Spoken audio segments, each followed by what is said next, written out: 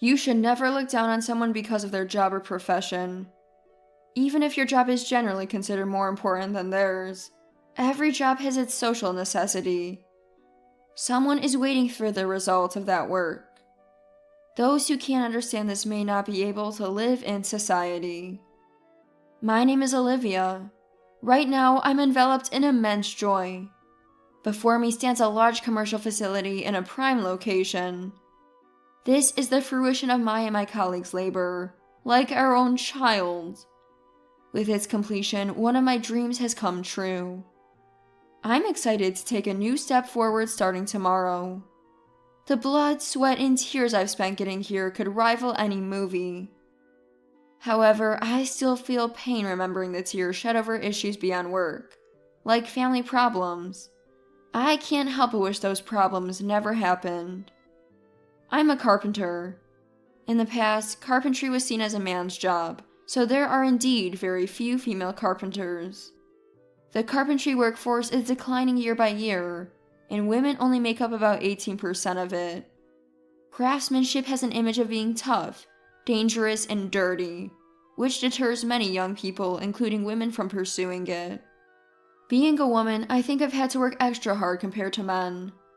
I want to break this status quo and spread the wonderful job of carpentry and construction.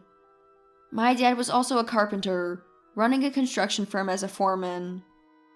Among older foremen, Dad was relatively young in his 40s and highly respected for his skills. He looked a decade younger and had a strong build with a dignified face. As his daughter, I was always proud and adored him. I used to follow him to work sites as a little girl. "Dangerous here, you shouldn't come," he'd say, but out of love for his daughter, he allowed me to tag along. My following Dad wasn't just because I loved him, but also because I loved watching carpentry work. When did I start getting interested in carpentry? Before I knew it, I was fascinated by this almost magical job of building houses. My first toy was a hammer. A light plastic one, but I cried and clamored for a real one. Dad must have been happy that I took an interest in his work. He taught me carpentry, showing me the workflow and mechanics. Thanks to the understanding craftsman, I learned a lot on site and even got hands-on experience. The craftsman might have been inconvenienced by a girl on the site. I always understood the importance of not getting in the way at work, so I never disrupted Dad or the craftsman, nor did I ever contradict them. As I grew, my skills and knowledge expanded, and my technical abilities improved rapidly. In my first year of middle school, I mastered the traditional post and beam construction technique, which surprised Dad and all the craftsmen. Around that time, our family grew by one, the birth of my brother. Dad felt a bit embarrassed about having a child at his age, but I had always wanted a younger brother, so I was overjoyed. Named Robert, my little brother was adorable, and I took the lead in caring for him, often stepping in for Mom.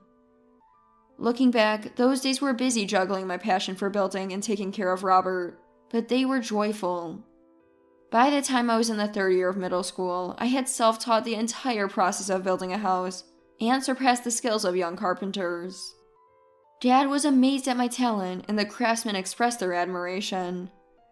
I had firmly decided to focus on and pursue a career in construction. I chose to attend a technical high school with a focus on architecture. My 3 years in high school were fruitful. Besides my studies, I gained real-world experience in Dad's sites and, during long vacations, apprenticed under other foremen Dad introduced me to. Those who initially doubted me or thought of me as just a helper quickly changed their minds upon seeing my work. Without intending it, my name gradually became known in the industry. During the long vacation in my third year of high school, I worked under a highly skilled and award-winning foreman. Normally, it wouldn't have been easy for a high school girl to approach him, but thanks to Dad's connections and my growing reputation, I was exceptionally allowed to apprentice under him. That short period gave me new goals and aspirations. I had planned to enter the construction world right after high school, but I decided to attend university to learn more about architecture. Juggling exam preparation and construction studies was hectic, but my brother Robert, now 5 years old, was a source of joy. He was incredibly cute. Recently, I also started taking care of a little girl named Sophia, also 5 years old, the daughter of one of the craftsmen. Her mother was unwell, so Sophia often stayed at our house. Surrounded by these two adorable angels, I was filled with happiness. After a fulfilling university life, I graduated and eagerly joined the construction industry. Though I initially planned to join Dad's firm, the foreman I met in my senior year of high school invited me to train under him, so I became his formal apprentice. I continued to associate with him during university, learning immensely. After 8 years of rigorous training under his guidance, he told me I had learned enough and should continue to hone my skills on my own. Following this advice, I moved to Dad's construction firm. At that time, Dad's construction firm was highly regarded in the industry. I started to work even harder, aiming to not only maintain, but also elevate its reputation. Then, 3 years later, something unbelievable happened. Dad suddenly collapsed and passed away from a cerebral hemorrhage. The funeral, with Mom as the chief mourner, and my brother, who had just turned 20, along with craftsmen and business associates, was held solemnly. Sophia, the daughter of the craftsman I used to care for, along with my brother, attended crying. I spoke in place of Mom in the eulogy. I will continue Dad's legacy and take our construction firm to new heights. I ask for your continued support and assistance. This was my declaration of determination. I worked tirelessly, with the help of many who respected Dad within the industry, as I was now responsible for not only overseeing the site, but also managing the business. Stable management leads to quality work on site. There are many tasks, like labor management and sales. I couldn't handle everything alone, so I relied on the strength of our employees. My role behind the scenes was to support the staff so they could work efficiently. Of course, I also continued on-site work to maintain the quality of our constructions. A year flew by, and just as things were getting on track, I received an invitation to speak at a meeting hosted by a construction industry association. They wanted me to talk about how a successor supports and elevates a construction firm. Feeling the task was too much for me, I considered declining, but Mr. Smith, the president of a construction company and a board member of the association, insisted. He had been acquainted with my late father and wanted to hear the daughter's story. Unable to refuse a request from Dad's acquaintance, I unexpectedly took on the task of speaking to an audience. Speaking itself wasn't a big deal for me. I'm not the kind to get nervous over such things. However, planning what to say was a struggle. How could I convey my message effectively to the audience? On that day, I delivered a well-thought-out speech filled with my emotions and was greeted with a round of applause. I had felt a good response during the speech, but the overwhelming applause made me almost shrink with humility more than satisfaction. Leaving the venue with a sense of relief and achievement, a man approached me. "Excuse me for the sudden introduction. My name is Richard, and I was deeply impressed by your lecture. I hope it's not rude, but I'd like to hear more about your story." I was taken aback, as I had never been approached by a man like this before. Richard seemed sincere, and perhaps I was still in high spirits from the lecture, I impulsively agreed to his request. After that, we talked about various things in the tea room, and I found myself increasingly drawn to Richard. He was a public servant in a department related to architecture and attended today's meeting for that reason. Though our conversation was brief, we hit it off and made plans to meet again. After several meetings, we began dating. I marveled at the wonder of human connections. As my work and personal life flourished, a year and a half passed.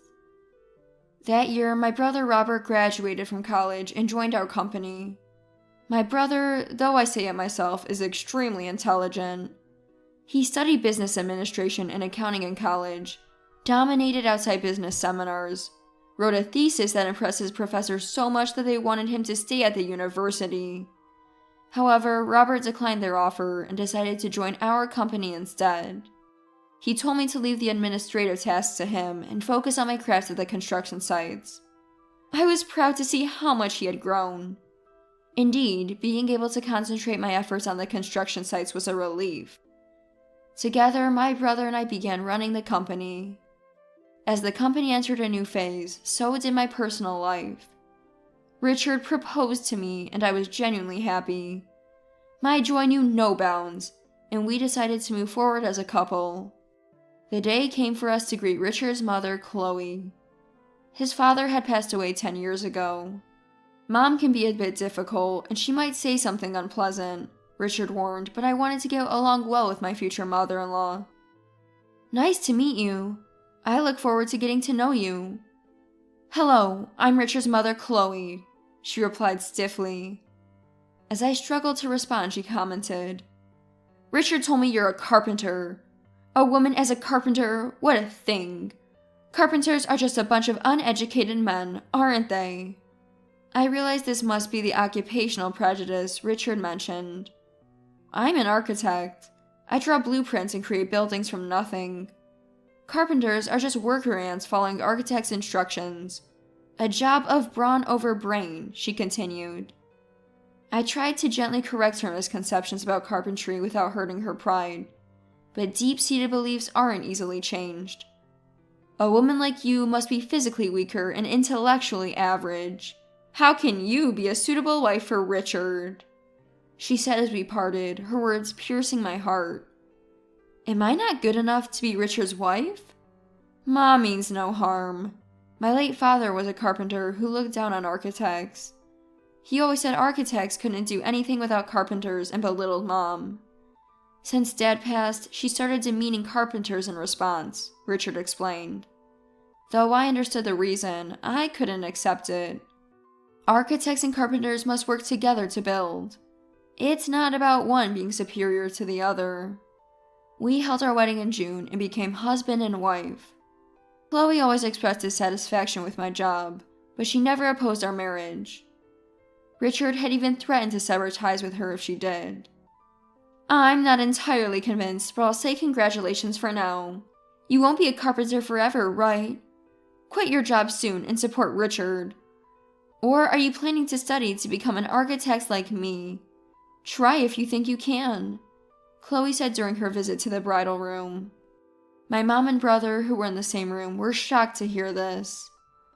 After the wedding, Richard and I started our married life in our new home. As a public servant, Richard's work hours were relatively fixed except during busy periods, but mine varied with the progress of construction sites. However, we had the same days off. Unless the construction schedule was severely delayed, our routine involved spending weekends together. In the architectural world, I occasionally heard about Chloe. Her reputation wasn't good, often belittling carpenters and occasionally making basic mistakes in her designs. Recently, she was the designer for a project we received. Reviewing her blueprints, I noticed a weakness in the foundation strength. While it might be fine under normal conditions, it could fail under the stress of earthquakes or hurricanes. After recalculating the strength, my concerns were confirmed. Deciding it was not in the client's best interest to proceed with the current design, I invited Chloe to the office to discuss the modifications. I'd like to request a design revision, if that's okay? What do you, a mere carpenter, want suddenly? You can't understand my design. I'm an architect. How dare you, an ignorant carpenter, act so high and mighty? Chloe retorted angrily. Facing an angry and vehement Chloe, I meticulously pointed out the flaws in her design. I don't know where you studied, but who do you think you are, flaunting such makeshift knowledge? Carpenters are just incompetent men doing menial jobs. And here you are, a woman presuming to be more. What are you thinking? Despite my detailed explanation of the design flaws, she refused to acknowledge the accurate data and continued to disparage carpentry as a lowly job. Just as I was about to lose my temper, a visitor unexpectedly entered the office. Chloe and I both turned to the newcomer, and Chloe spoke first. President Smith, why are you here?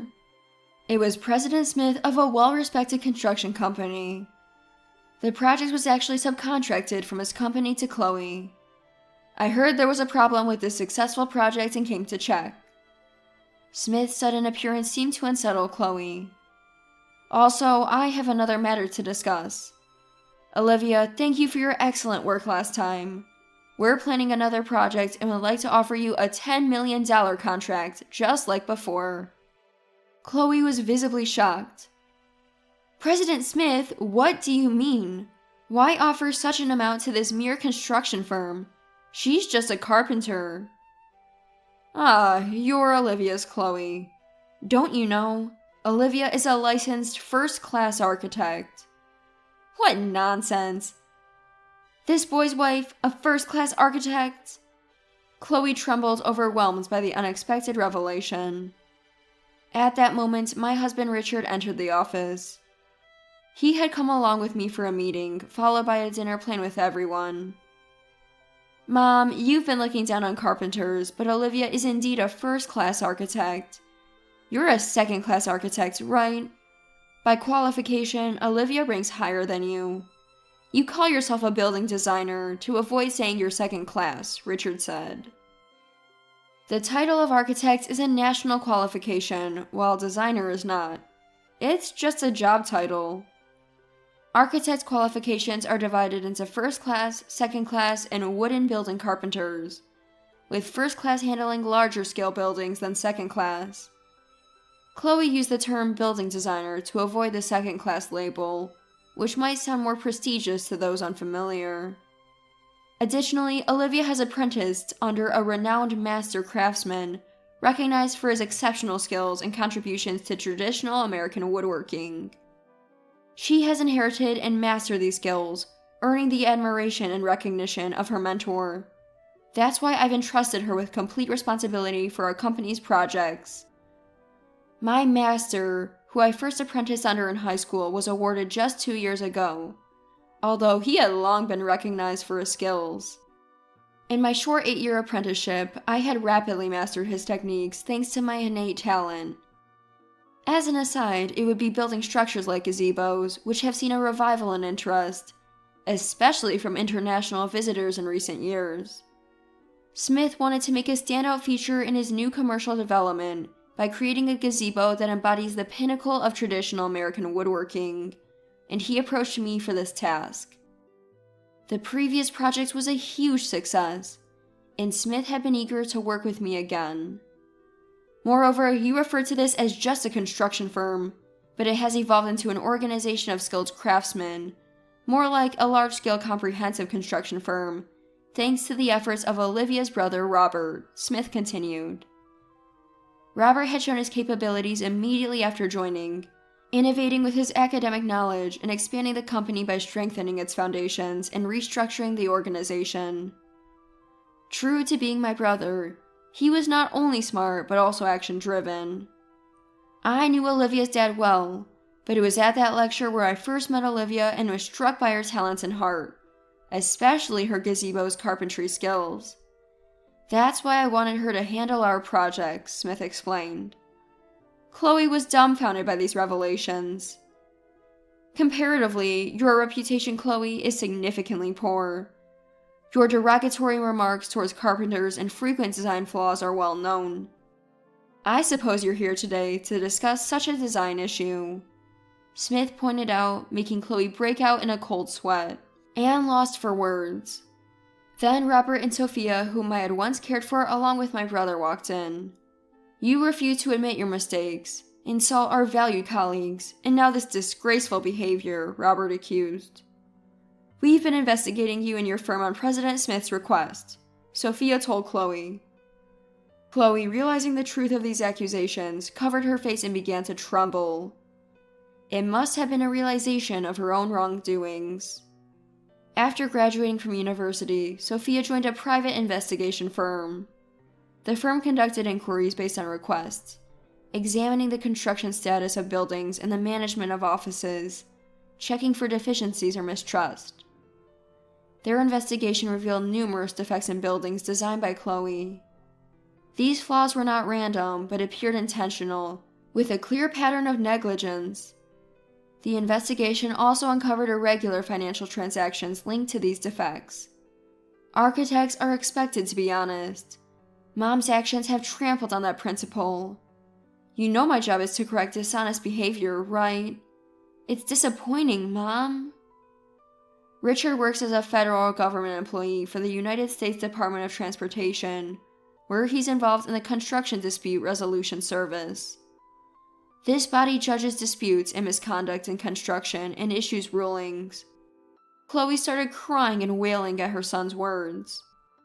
Subsequently, Chloe was accused of fraudulent billing and fictitious expense claims. Among various charges, the most severe was likely fraud. If found guilty, she would definitely face imprisonment. Under architectural law, anyone punished with imprisonment or more severe penalties will lose their architectural license. Whether due to the review board's conclusion or the trial's outcome, Chloe's license was bound to be revoked. About 1.5 years has passed since then. Now, I am standing in front of a completed large commercial facility, housing the gazebos I poured my heart into. It represents a culmination and a goal, but also a new beginning. I was filled with happiness and satisfaction.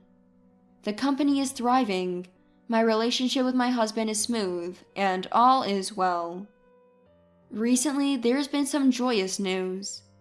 Robert and Sophia decided to get married.